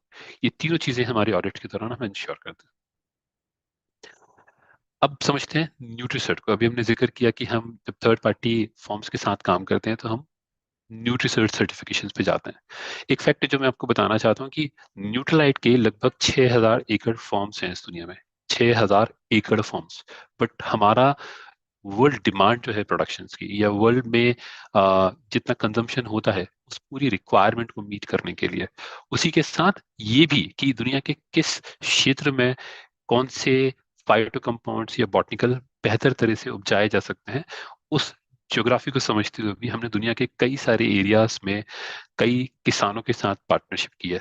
और इस पार्टनरशिप में उनकी पूरी प्रोसेसेस को रेगुलेट करने का काम हम न्यूट्रीसर्ट सर्टिफिकेशन के थ्रू करते हैं। ये न्यूट्रीसर्ट एक्चुअली एक टर्म है जिसे एक सर्टिफिकेशन बॉडी जिसका नाम है इकोसर्ट, जो कि फ्रांस में है, उसने डेवलप किया। कैसे किया है इसको भी समझते हैं। उससे पहले एक छोटा सा मेरा सवाल है कि आप में से अगेन, जैसे हमने पहले सवाल पूछा है, लगभग उसी से मिलता जुलता है, कि क्या आपको पता है कि आपके बॉटनिकल्स जो आप यूज करते हैं उनका सोर्स क्या है, उनकी ऑथेंटिसिटी क्या है। मैं आगे प्रेजेंटेशन कंटिन्यू करता हूँ, साथ में आपके रिस्पॉन्सेज का भी वेट करता हूँ। तो ये कैसे न्यूट्रीसर्ट कैसे डेवलप हुआ। तो न्यूट्रीसर्ट की जब हमने गाइडलाइन डेवलप की तो उसमें बेसिकली 5 बड़े हमने सर्टिफिकेशन बॉडीज और उनकी कंप्लायंसेस सिस्टम्स को समराइज किया। पहली, न्यूट्रलाइट। तो जैसे डॉक्टर काल ने एक जमाने में जब न्यूट्रलाइट के प्रिंसिपल्स को डेवलप किया और उन्होंने न्यूट्रलाइट खेती के तरीकों को उन्होंने ग्रो किया, डेवलप किया, न्यूट्रलाइट के सारे तरीकों, सारी कंप्लायंसेस को हमने समराइज करके एक गाइडलाइन में जब हमने कन्वर्ट किया, उस गाइडलाइन को ही हम न्यूट्रीसर्ट में ट्रांसफर करते हैं। तो ये थर्ड पार्टी ने जो हमारे न्यूट्रलाइट गाइडलाइंस को जब समझा पड़ा, उससे पहले उसने इवेल्युएट किया NPOP, जो कि है national programme for organic production, जो इंडिया का प्रोग्राम है। इंटरनेशनल स्केल पे इसी प्रोग्राम को हम बोलते हैं NOP, which is national organic programming. दो और भी टर्म्स हैं जिसमें गुड एग्रीकल्चरल प्रैक्टिसेस, गैप, और good agricultural cultivation practices and good field collection practices. Agricultural practices means किस तरह से आप खेती करते हैं, और फील्ड कलेक्शन प्रैक्टिसेस मींस किस तरह से आप खेती से उन सब्सटेंसेस को लेकर स्टोर करते हैं, प्रोसेस करते हैं। इन सभी की जो सर्टिफिकेशन बॉडीज की जो कंप्लाइंसेस है, उनको समराइज करके एक बॉडी बनाई गई या एक एक गाइडलाइन बनाई गई, विच इज कॉल्ड एज न्यूट्रीसर्ट। ये न्यूट्रीसर्ट के थ्रू फिर हम हमारे वेंडर साइट्स पे या कोलैबोरेटेड फॉर्म्स पर ऑडिट कंडक्ट करते हैं, उनकी प्रोसेस को रेगुलेट करते हैं। So that's how the Nutricert is developed. Nutricert के कुछ एग्जांपल है मेरे पास जो मैं आपको बताना चाहता हूँ। ये न्यूट्रीसर्ट के सर्टिफाइड फॉर्म्स हैं। अगर आप न्यूट्रीसर्ट के सर्टिफाइड फॉर्म्स को देखेंगे तो आप पाएंगे कि हम मिट्टी की उर्वरक क्षमता का ध्यान रखते हैं। न्यूट्रलाइट में हम, या न्यूट्रीसर्ट में हम इस बात का ध्यान रखते हैं कि ये ऐसे एरियो में हो जहाँ पर इंडस्ट्रीज ना हो, ऐसे एरियाज में हो जहाँ पर कंटेमिनेटेड एयर पॉल्यूशन या वाटर पॉल्यूशन ना हो। इंडस्ट्रियल एरिया से, रोड से दूर होते हैं ये प्लांट्स। ये ऑर्गेनिक फॉर्म्स होते हैं, और ऑर्गेनिक फॉर्म्स की भी एक रिक्वायरमेंट है कि लगभग 3 किलोमीटर के एरिया में कोई भी ऐसा फॉर्म्स नहीं होना चाहिए जहाँ पे पेस्टिसाइड्स का छिड़काव हो रहा हो। तो ये पेस्टिसाइड्स से फ्री फॉर्म्स होते हैं। वो लोग जो इसमें काम करते हैं, उनकी सस्टेनेबिलिटी के लिए, उनकी लाइफ को बेहतर बनाने के लिए, उनके बच्चों को एजुकेशन देना, उनको कम्युनिटी को गाइड करना, उनको खेती के प्रिंसिपल सिखाना, उनकी हेल्थ एंड वेलबींग का ध्यान रखना भी हम न्यूट्राइट फॉर्म्स और न्यूट्राइट के या न्यूट्रीसर्ट प्रोग्राम्स के थ्रू करते हैं। एक और एग्जांपल है जहां पे हम देखेंगे उन फॉर्म्स के बारे में जिन्हें हमने रिजेक्ट कर दिया, क्योंकि कई सारे लोग, दुनिया के हर किसान की शायद ये सपना है कि वो न्यूट्रलाइट या न्यूट्रीसर्ट के साथ जुड़ के हमारे साथ काम करे, क्योंकि जिस तरह से हम उनकी वेलबींग का ध्यान रखते हैं, शायद उनके लिए वो एक सपना है। न्यूट्रीसर्ट कई सारे फॉर्म्स को रिजेक्ट करता है जो इंडस्ट्रीज के पास हों, क्यों? क्योंकि इंडस्ट्री से निकलने वाले धुएं से उनकी क्वालिटी पर, उनकी प्रोडक्शन कैपेसिटीज पर असर आएगा। हम धूल मिट्टी वाले इलाके से उनको दूर रखते हैं। हम चाइल्ड लेबर को प्रमोट नहीं करते, हमारी किसी भी फॉर्म्स में चाइल्ड लेबर नहीं होगा। हम पेस्टिसाइड्स को यूज नहीं करते, हम ऑर्गेनिक फर्टिलाइजर्स के थ्रू ही खेती करते हैं। ये हमारे, अगर ये कंप्लाइंसेस मीट नहीं होती तब हम उन फॉर्म्स को रिजेक्ट करते हैं और न्यूट्रिसर्ट फॉर्म्स में नहीं मानते। बहुत जरूरी है कि ये सब जो आप करते हो, आप न्यूट्राइट कैटेगरीज के बारे में बात करते हो या न्यूट्रिसर्च प्रोग्राम्स के थ्रू प्रोडक्ट क्वालिटी को इंश्योर करते हो, इन सभी के दौरान, या पूरी कंप्लीट ट्रेसेबिलिटी भी रखते हो, इन सभी के दौरान सस्टेनेबिलिटी की जाए। क्योंकि जो भी बिजनेस या जो भी एक्टिविटी सस्टेनेबल नहीं है वो लंबे वक्त के बाद या कुछ समय के बाद बिखर जाएगी। सस्टेनेबिलिटी कैसे? जमीन में उर्वरक क्षमता को बनाए रखना। दूसरा, एनवायरमेंट इकोसिस्टम का ध्यान रखना। जो लोग इन खेतों में या न्यूट्रिसर्ट फॉर्म्स में काम करते हैं उनकी लाइफ को बेहतर बनाना, उनकी एजुकेशन का ध्यान रखना, उनकी जिंदगी को बेहतर बनाना। सस्टेनेबल पैकेजिंग को यूज करना, ऐसी पैकेजिंग जो या तो रिसाइकिल की जा सके, या रिसाइकिल अगर नहीं भी की जा सकती तो उनको रिकलेक्ट करके उनसे नए प्रोडक्ट दोबारा बनाए जाएं। इस तरह से हम पूरे एनवायरनमेंट का ध्यान रखते हैं, एनवायरनमेंट के साथ वो लोग जो काम करते हैं उनका ध्यान रखते हैं, तो एक सस्टेनेबल बिजनेस जनरेट करते हैं। इनफैक्ट इस सस्टेनेबल बिजनेस की चेन में आप और मैं भी आते हैं। हम सभी जहां अपनी हेल्थ का ध्यान रखते हैं वहीं अपनी फाइनेंशियल वेलबींग को भी ग्रो करते हैं। इस तरह से हम अपने बिजनेस को सस्टेनेबल बनाते हैं। अच्छा, एक सवाल है मेरा, आप में से काफी लोगों को शायद ये पता होगा कि हम भारत में रिसर्च एंड डेवलपमेंट लैब हैं हमारी, जो ऑपरेट करती हैं और प्रोडक्ट डेवलपमेंट में इन्वॉल्व हैं। आप में से कितने लोगों को पता है कि ये लैब हैं? और अगर पता है तो प्लीज एक बार मुझे चैट बॉक्स में बताइए कि भारत में हमारी कितनी रिसर्च लैब हैं। के संजय जी कहते हैं कि नहीं। और आगे मुझे बताइए प्लीज अपने चैट बॉक्स में। ओके, आशा जी बोलते हैं कि नहीं, उन्हें नहीं पता है इस बारे में। चलिए मैं आपको एक जल्दी से क्विक रिव्यू कराता हूँ हमारी भारत में। ओके, कुछ ने कहा है चार, कुछ ने कहा है तीन। ओके, शांतनु कहते हैं चार लैब है, रमेश जी कहते हैं चार, वेरी नाइस। फराज कहते हैं चार लैब्स हैं, वेरी नाइस। आई थिंक आप लोग तो पहले से काफी अवेयर हैं। ओके, सो हमारी पूरे भारत में चार लैब हैं, जिनमें से एक लैब गुड़गांव में है जो हमारी सेंट्रल लैब कहलाती है। एक लैब हमारी चेन्नई में है जहाँ पे हम फूड डेवलपमेंट का काम करते हैं, फूड फॉर्मुलेशन में, जैसे पाउडर्स बना, या पाउडर के अलावा चॉकलेट बार्स या गमीज, या इस तरह की कोई भी फॉर्मुलेशन जो फूड कैटेगरीज में फूड की तरह कंज्यूम की जाएगी, वो हम चीनी में डेवलप कर रहे होते हैं। हमारी एक बॉटनिकल लैब है जो हर्बल इंग्रेडिएंट्स डेवलपमेंट का काम करती है, वो बेंगलोर में है। और हमारा एक पायलट प्लांट है जहाँ पे हम स्केल अप कर रहे होते हैं, वो मदुरई में है। तो हमारी चार डिफरेंट लैब हैं। अगर मैं बॉटनिकल लैब की बात करूं तो ये हमारी सबसे अ, जरूरी और खास लैब है, क्योंकि जितने भी हमने बॉटनिकल कंपाउंड्स की बात की, सब्सटेंसेस की बात की, वो इसी लैब में डेवलप किए जाते हैं। ये लैब खेती और किसानों के साथ डायरेक्टली इन्वॉल्व रहती है।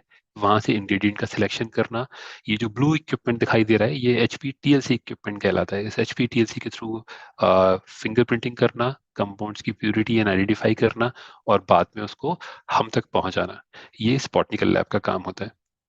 एक और लैब है हमारी जिसे हम बोलते हैं फूड लैब। ये टाइसल पार्क चेन्नई में है। यहाँ पे फूड फॉर्मुलेशन डेवलप होती हैं। जो बॉटनिकल कंपाउंड्स हमें बेंगलोर लैब से मिलते हैं वो चेन्नई तक भी जाते हैं।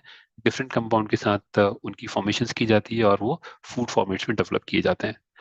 हमारी एक लैब जो है वो, जिसमें कि जो गुड़गांव में है, जिसमें ब्यूटी पर्सनल केयर प्रोडक्ट्स भी बनते हैं, जैसे आर्टिस्ट्री की अगर आप बात करें, या सॉलिड डोसेज फॉर्मुलेशंस जैसे आप डेली प्लस की बात करें, ये सारे प्रोडक्ट्स डेवलप हमारी गुड़गांव लैब में किए गए। जिसमें एक ये जो फर्स्ट इक्विपमेंट है, दिस इज बायलेयर इक्विपमेंट। ये दुनिया का सबसे एडवांस इक्विपमेंट है जो 2 लेयर वाली टेबलेट भी बनाता है, जैसी है हमारी डेली प्लस टेबलेट।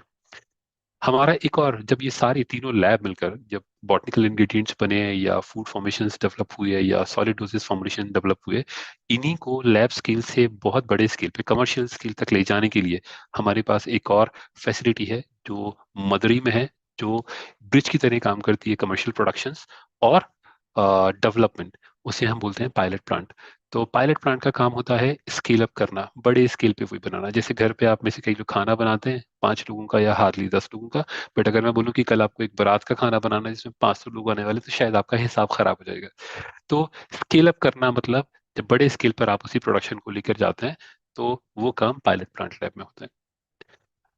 एक और लैब जो गुड़गांव में है वो है एनालिटिकल लैब। एनालिटिकल लैब में हमारे पास दुनिया के सबसे हाई एंड इक्विपमेंट है। ये एक CFR कंप्लाइंट इक्विपमेंट है, वर्ल्ड के सबसे बेहतरीन इक्विपमेंट है। इनका काम होता है रॉ मटेरियल्स जो कि बॉटनिकल हो या केमिकल हो उनको टेस्ट करना, उनकी क्वालिटी को इंश्योर करना, और जब रॉ मटेरियल्स क्वालिफाइड हो, उनकी क्वालिटी बेहतरीन हो, तभी वो फर्दर फॉर्मुलेशंस में यूज किए जाते हैं फिनिश प्रोडक्ट। और जब फिनिश प्रोडक्ट भी बनता है तो फिनिश प्रोडक्ट की भी टेस्टिंग की जाती है। हमने पहले भी बात की कि हम लगभग 200 से ज्यादा टेस्ट पैरामीटर कंडक्ट करते हैं हर प्रोडक्ट की सेफ्टी एंड क्वालिटी स्टैब्लिश करने के लिए।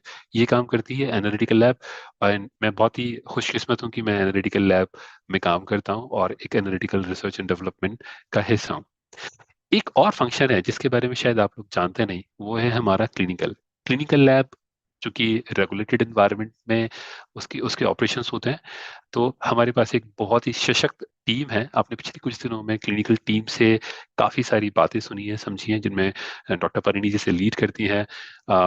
इवन हमारी जितनी भी प्रेजेंटेशंस हैं, चाहे वो वाई न्यूट्रलाइट के दौरान हो या मॉर्निंग न्यूट्रिशन के दौरान हो, लगभग हर प्रेजेंटेशंस में मिलने वाला कंटेंट हमें वहीं से मिलता है। ये लोग ह्यूमंस पर क्लिनिकल ट्रायल्स करते हैं और प्रोडक्ट की एफिकेसी डिफाइन करते हैं पूरे इंडिया में, चाहे वो एम्स हो या IIT मद्रास हो। बड़े बड़े रिसर्च इंस्टीट्यूट के साथ ये कोलैबोरेट करके बहुत बड़े स्केल पे क्लिनिकल रिसर्च करते हैं ताकि ये इंश्योर कर सकें कि आप तक पहुंचने वाले प्रोडक्ट इफेक्टिव प्रोडक्ट्स हैं।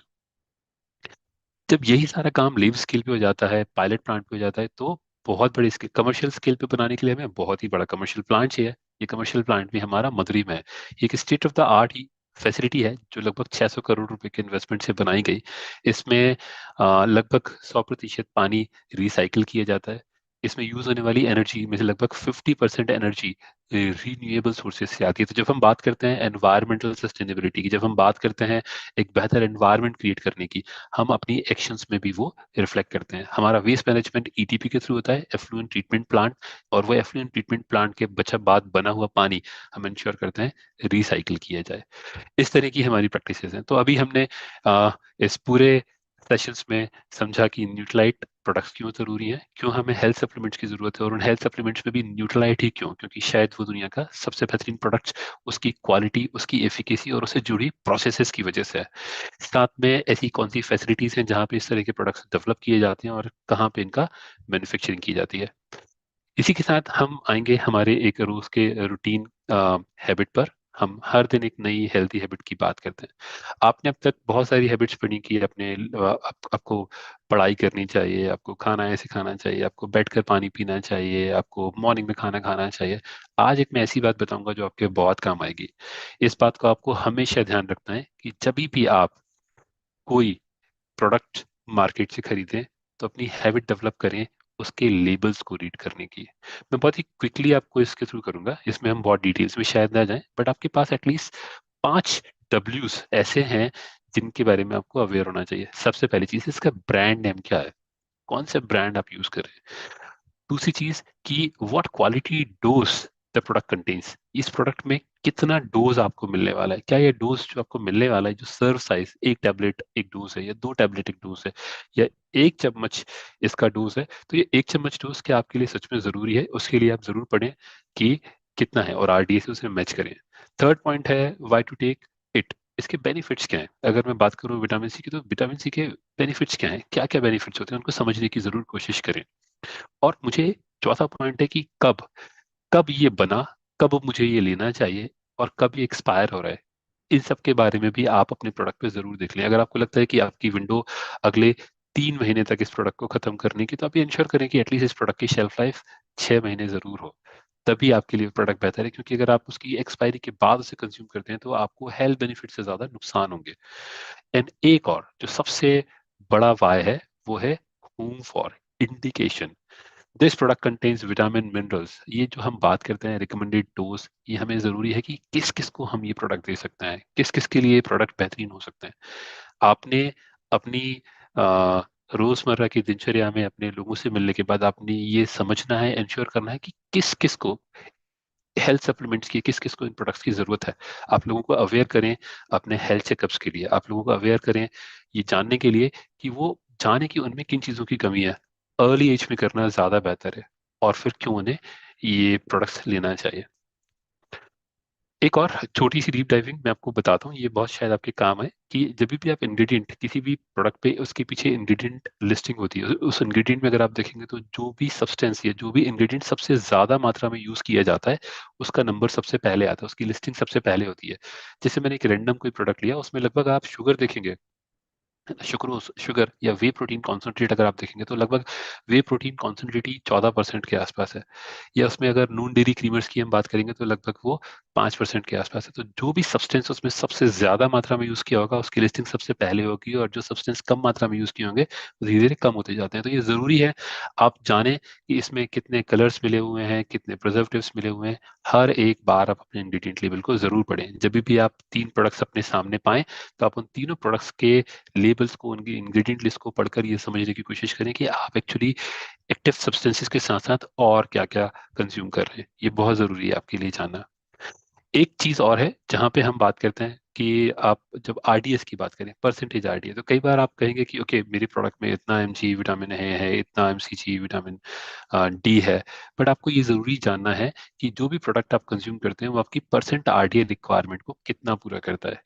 साइंटिफिकली ये जो सजेस्टेड है वो ये कहता है कि लगभग मिनिमम 20% के आसपास, लगभग 20% आरडी रिक्वायरमेंट आपको पूरी मिलनी चाहिए। अगर उससे भी कम अगर आपको आरडी रिक्वायरमेंट वाला कोई प्रोडक्ट मिलता है तो शायद आपको उतने हेल्थ बेनिफिट्स नहीं देगा। तो आप देखेंगे कि राइट साइड में हमेशा आरडीए परसेंटेज लिखा होता है, उसके पहले उसका सर्व साइज और सर्व साइज से मिलने वाला कंपाउंड लिखा होता है। तो आप ये इंश्योर करें कि क्या आप सच में जो आपकी आरडीए रिक्वायरमेंट है उस आरडीए रिक्वायरमेंट का 20% या ज्यादा या आरडीए तक आप उस प्रोडक्ट को कंज्यूम कर रहे हैं कि नहीं। फायदे क्या है इनके? फायदे जैसे जो जो फूड है, ऐसे ऐसे फूड्स को आप लेना शुरू करें जिनमें प्रोटीन ज्यादा हो, जिनमें फाइबर ज्यादा हो, जिनमें विटामिन एंड मिनरल ज्यादा हो, और जिनमें अगर आप बात करें तो लगभग 20% से ज्यादा आरडीए की रिक्वायरमेंट को मीट करते हो। हेल्दी फैट लेना शुरू करें।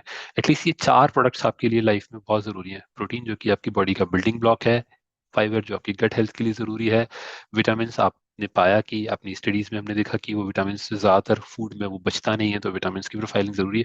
आपने नोटिस किया होगा कि जब आपकी तबीयत खराब होती है तो डॉक्टर भी आपको कहता है कि यार मल्टीविटामिन लेना शुरू करो, बट आप बस वो उतने ही दिन के लिए लेते हैं जितने दिन आप तबीयत खराब है और बाद में उन्हें बंद कर देते हैं। आप ये नहीं जानते कि अगर ये विटामिन अगर आप लेते रहेंगे तो शायद आप आगे आपकी तबीयत खराब होगी ही नहीं। किन चीज़ों को आपको अवॉइड करना है? वो प्रोडक्ट्स जिनमें फैट कंटेंट ज़्यादा हो, वो भी सैचुरेटेड फैट, शुगर कंटेंट ज़्यादा हो, हाई सोडियम वाले कंटेंट जिनमें हाई कैलोरीज हो, और रिफाइंड या हाई प्रोसेस्ड फूड, इनको आपको अवॉइड करना है ना। इनके कुछ फायदे भी हैं, जैसे आप बेहतर चॉइसेस बनाने लगते हैं, आप प्रोडक्ट को बेहतर इवेल्युएट करने लगते हैं, आप ज़्यादा कॉन्शियस हो जाते हैं आप हर उस चीज़ के लिए जो आप कंज्यूम कर रहे हैं। इसी के साथ हम अपनी शाइन मंत्रा को एक बार रिवाइज करते हैं। शाइन मंत्रा में हमारी पहली बात है कि हम अपने ईश्वर को, अपने आप को, अपने माता पिता को, अपने गुरुओं को, अपने कुल को, और हर वो शिक्षक जिसने हमें जिंदगी में कुछ सिखाया है उनके लिए ग्रेटिट्यूड हो, उनके लिए ग्रेटफुल हो, उन्हें धन्यवाद दें, और एक अच्छी उम्मीद के साथ अपने दिन की शुरुआत करें। अपने न्यूट्रिशन को पूरा करें। अपने आप को, न्यूट्रिशन आपका फ्यूल होता है, तो आज के दिन के लिए आप अपने आप को फ्यूल जरूर दें। आप अपने आज के मकसद को एक बार विजुलाइज करके जरूर देखें, और ये भी नोट डाउन करें कि कैसे आप अपने इस मकसद को पूरा करने वाले हैं। हर दिन एक नई चीज सीखनी जरूरी है। आज मुझे लगता है कि आपने कुछ अब तक सीख लिया होगा, अगर नहीं तो आप दोबारा से इन सब चीजों को रिविजिट करें और अपने लिए, अपने माइंड में कहीं इन लर्निंग्स को पार्क जरूर करें ताकि ये आपके काम आए। और एक्सरसाइज डेली अपना वक्त निकालें, एक्सरसाइज करें। और एक्सरसाइज के लिए उससे पहले मैं आपको लेके चलता हूँ रेसिपी ऑफ द डे पे। तो आज हम 3 रेसिपीज की बात करेंगे, जिनमें पहली रेसिपी है कि लेट्स मेक सम रवा रवा इडली। इडली। सूजी में दही एंड पानी मिक्स करो एंड सोक होना रख दो। उसमें डालो Nutrilite fibre and Nutrilite all plant protein powder. अच्छे से मिक्स करो। देन एक पैन में ऑयल डालो along with some jeera, mustard, kaju, green chillies and curry leaves. Tadka suji mixture में डालो along with some carrots, salt and baking soda. Idli के सांचों में थोड़ा सा ऑयल स्प्रे करो एंड थोड़ा थोड़ा मिक्सचर डाल दो। Steam the rava idlis for 10 to 15 minutes and serve hot with some hot sambar. Very nice.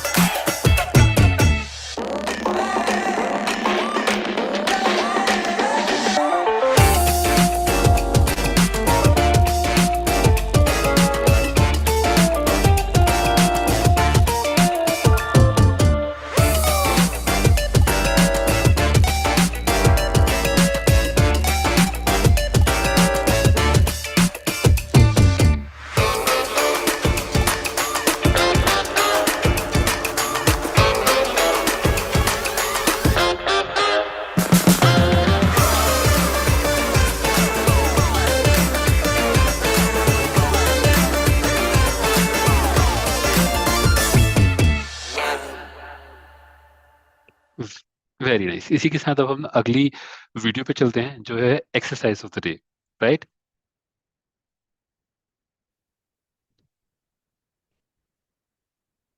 A very happy good morning everyone, and today we've got something very interesting for you. आज हम करने वाले हैं Superman movement. Yes, कोई cap नहीं चाहिए इसके लिए, ये बहुत ही सिंपल मूवमेंट होने वाला है। इनफैक्ट वो सभी लोग जिनको नीलिंग मूवमेंट से नी में पेन आता है, खड़े हुए मूवमेंट से भी नी में पेन आता है, तो ये मूवमेंट कंप्लीटली मैट पे होने वाली है और इनफैक्ट पेट के बल होने वाली है। तो आप इस मूवमेंट की प्रैक्टिस जरूर करेंगे, क्योंकि ये सिंपल दिखने वाली मूवमेंट आपकी पूरी बॉडी में बहुत अच्छे से स्ट्रेंथ और स्टेमिना क्रिएट करती है। So let's get started with our superman pose. और इस पोज के लिए आपको किसी केप की जरूरत नहीं है। इनफैक्ट ये बहुत इफेक्टिव पोज है आपकी बैक को लेंथन और स्ट्रेंथन करने के लिए, उसके साथ साथ आपकी शोल्डर मोबिलिटी के लिए भी बहुत इफेक्टिव है। और वो सभी लोग जिनको अपनी पूरी बॉडी में वीकनेस फील होती है ना, दे फील कि बॉडी में स्ट्रेंथ नहीं है, वो किसी तरह का वर्कआउट नहीं कर सकते, तो आप ये वर्कआउट तो जरूर कर सकते हैं। इसके लिए मैट पे आ जाइए। सबसे पहले इसका बेसिक वर्जन करते हैं। अपने हाथों को आगे की तरफ खींच लीजिए और अपने पंजों को पीछे की तरफ खींच लीजिए। सांस भरते हुए आप अपनी बॉडी को ऊपर उठाएंगे हाथों के साथ, और सांस छोड़ते हुए अपने लेग्स को भी ऊपर उठा लेंगे। तो आपका पूरा का पूरा जो बॉडी है वो सिर्फ आपके नाभि के आसपास की मसल्स पे और आपके लोअर पेल्विक रीजन की मसल्स पे ही एंगेज रहेगा। सो सांस भरते हुए, सांस छोड़ते हुए और होल्ड करके रखेंगे पूरा अच्छे से खींच के। आप जितना ऊपर जा सकते हैं उतना ऊपर भी जाएंगे। कैन यू फील कितना स्ट्रेन आ रहा है आपके ग्लूट्स में, काव्स में, हैमस्ट्रिंग्स में, इनफैक्ट यहां पर आपके शोल्डर्स में भी अच्छे से खींच के। तो ये है हमारा बेसिक वर्जन ऑफ सुपरमैन। इसको थोड़ा और इफेक्टिव करने के लिए आप अपने हाथों को पीछे ले जाकर ऊपर की तरफ भी उठ सकते हैं। ये आपकी अपर बॉडी के लिए बहुत ज्यादा इफेक्टिव है। अगेन होल्ड करके रखेंगे। आपको पोज को होल्ड करना है, सांस को होल्ड नहीं करेंगे। लंबी गहरी सांस भरिए और सांस छोड़िए, सांस भरिए और सांस छोड़िए, और इस तरह से वापस। तो ये सुपरमैन का एक बेसिक वर्जन था। अगर आपको सुपरमैन का मॉडिफाइड वर्जन करना है और आप दोनों हाथ और दोनों लेग्स एक साथ नहीं उठा पा रहे, तो आप single hand and single leg के साथ मूवमेंट करेंगे। In fact opposite hand and opposite leg भी कर सकते हैं। तो दोनों वर्जन्स करते हैं। सबसे पहले लेग्स को नीचे ही रखेंगे, सिर्फ सिंगल हैंड ऊपर उठा के मूवमेंट करेंगे। लंबी गहरी सांस भरेंगे एक हाथ को उठाते हुए, सांस को छोड़ेंगे दूसरे हाथ को ऊपर उठाते हुए। सो लंबी गहरी सांस और फिर दूसरा।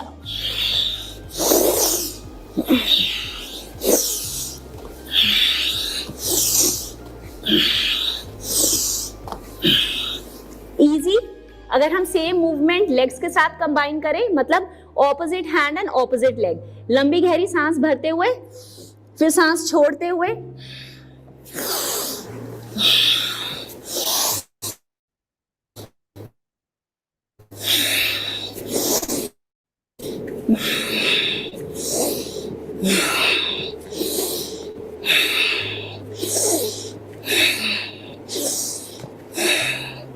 इस तरह से धीरे धीरे आपकी बॉडी में स्ट्रेंथ आ जाएगी, और तब आप दोनों हाथों को और दोनों लेग्स को भी इकट्ठे मूव कर सकते हैं। इनफैक्ट इसी में हम कुछ अल्फाबेटिकल मूव करते हैं जो आपकी ओवरऑल अपर बॉडी की स्ट्रेंथ के लिए बहुत अच्छा है। जैसे इस वक्त हमारे हैंड स्ट्रेट हैं और हम ऊपर आ रहे हैं। अगर हम इन हाथों को खोल दें टी फॉर्मेट में, तो ये अल्फाबेट टी बनता है। तो लंबी गहरी सांस भरते हुए ऊपर आ जाएंगे इन द फॉर्मेट टी।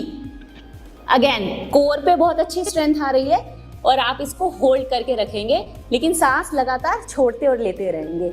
इसी तरह से हम करते हैं W और इसी तरह से हम करते हैं V। ये तीनों के तीनों आपके शोल्डर्स और अपर बॉडी स्ट्रेंथ के लिए बहुत इफेक्टिव पोजेस हैं. So I hope you all enjoyed doing this superman move with us. It's very effective for your posture, for your core strength as well as your lower body strength. So please try to add for 3 to 4 times during the week. Keep the number of reps slowly.